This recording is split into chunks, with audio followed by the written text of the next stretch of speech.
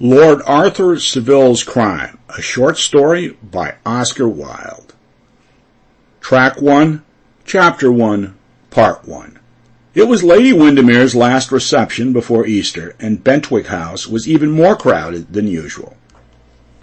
6 cabinet ministers had come on from the Speaker's levee in their stars and ribands. All the pretty women wore their smartest dresses, and at the end of the picture gallery stood the Princess Sophia of Karlsruhe, a heavy, Tartar-looking lady with tiny black eyes and wonderful emeralds, talking bad French at the top of her voice, and laughing immoderately at everything that was said to her. It was certainly a wonderful medley of people. Gorgeous peeresses chatted affably to violent radicals. Popular preachers brushed coattails with eminent skeptics.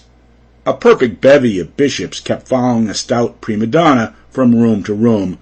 On the staircase stood several royal academicians disguised as artists, and it was said that at one time the supper room was absolutely crammed with geniuses.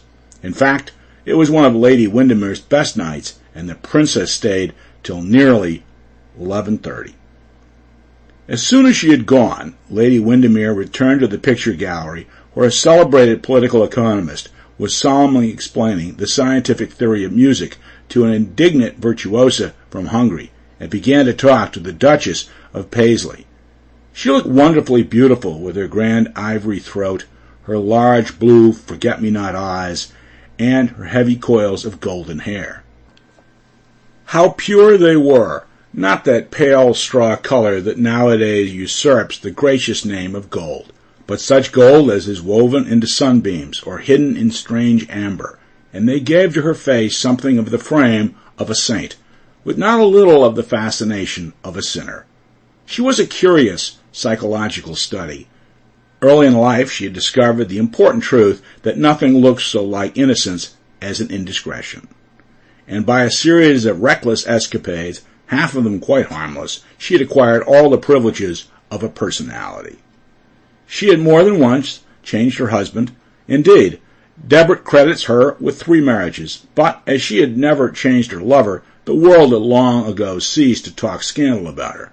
She was now 40 years of age, childless, and with that inordinate passion for pleasure which is the secret of remaining young. Suddenly she looked eagerly around the room and said, in her clear contralto voice, "Where is my charmantist?" "Your what, Gladys?" exclaimed the Duchess, giving an involuntary start.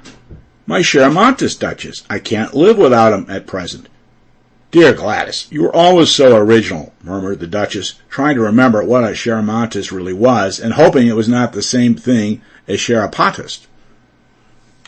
"He comes to see my hand twice a week regularly," continued Lady Windermere, "and is most interesting about it." "Good heavens," said the Duchess to herself. "He's a sort of charapatist after all. How very dreadful. I hope he is a foreigner at any rate. It wouldn't be quite so bad then. I must introduce him to you." "Introduce him?" cried the Duchess. "You don't mean to say he is here?" And she began looking about for a small tortoise shell fan and a very tattered lace shawl, so as to be ready to go at a moment's notice. "Of course he is here. I would not dream of giving a party without him. He tells me I have a pure psychic hand, and that if my thumb had been the least bit shorter, I should have been a confirmed pessimist and gone into a convent." "Oh, I see," said the Duchess, feeling very much relieved. "He tells fortunes, I suppose." "And misfortunes, too," answered Lady Windermere. "Any amount of them. Next year, for instance, I am in great danger, both by land and sea, so I'm going to live in a balloon and draw up my dinner in a basket every evening. It is all written down on my little finger, or the palm of my hand, I forget which. But surely that is tempting Providence, Gladys." "My dear Duchess, surely Providence can resist temptation by this time. I think everyone should have their hands told once a month, so as to know what not to do. Of course, one does it all the same, but it is so pleasant to be warned. Now, if someone doesn't go and fetch Mr. Podgers at once, I shall have to go myself." "Let me go, Lady Windermere," said a tall, handsome young man who was standing by, listening to the conversation with an amused smile. "Thanks so much, Lord Arthur, but I'm afraid you Sample complete. Ready to continue?